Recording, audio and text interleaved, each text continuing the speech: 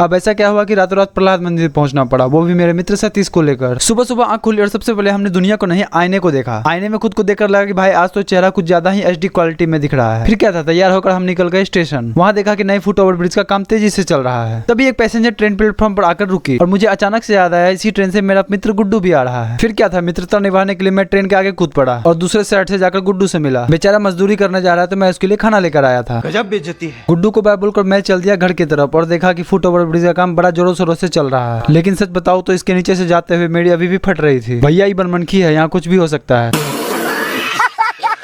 घर पहुंचे तो छत का मौसम इतना सुहावना लग रहा था कि मन कर रहा था नौकरी छोड़कर मौसम विभाग में भर्ती हो जाऊं। फिर नीचे कमरे में आया तो देखा वैष्णवी खिड़की से लटक कर खेल रही है और शाम होते ही मैं पहुंच गया शुभम की दुकान पर, क्योंकि वहां चल रहा था चेस का महाभारत। एक तरफ शुभम और एक तरफ पुष्पम, दोनों ऐसे सोच समझ कर चल रहा था जैसे भारत का बजट इन्हीं के फैसलों पर निर्भर होता है। फिर शुभम भी दुकान बंद करके हमारे साथ निकल पड़ा और रास्ते में गेम छोड़कर भागे गए पुष्पम को पकड़ लिया। इसके बाद हम सब पहुंच गए बनमनखी के प्रसिद्ध नरसिंह अवतार मंदिर। मंदिर का माहौल पूरा शांत था, लेकिन तभी देखा कि सतीश एक कोने में रोमांटिक मोड ऑन किए हुए है और उधर गौरव का अलग ही कार्यक्रम चल रहा था। थोड़ी देर के बाद सतीश की प्रेम कथा का इंटरवल हुआ और वो कार में आकर बैठ गया और मैं भी कार में बैठ गया, क्योंकि सिंगल लोगों का वहाँ कोई काम नहीं था। लेकिन असली मनोरंजन तो कार में शुरू हुआ। गौरव आगे वाली सीट पर बैठकर ऐसा ज्ञान दे रहा था जैसे अगले हफ्ते उसे नोबेल पुरस्कार मिलने वाला हो।